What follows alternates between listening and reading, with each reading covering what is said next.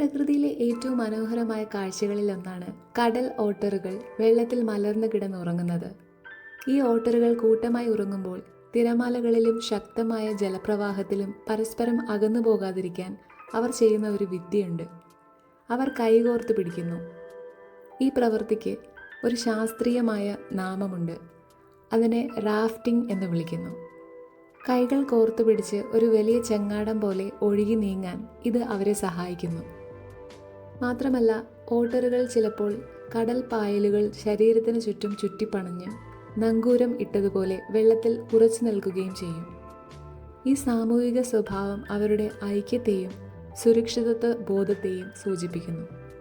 ഈ ചെറിയ ജീവികളുടെ ഈ വികാരപരമായ പ്രവൃത്തി കടലിലെ കഠിനമായ ജീവിതത്തിൽ പോലും സ്നേഹവും പരസ്പര സഹായവും നിലനിർത്തുന്നു എന്ന് നമ്മെ ഓർമ്മിപ്പിക്കുന്നു.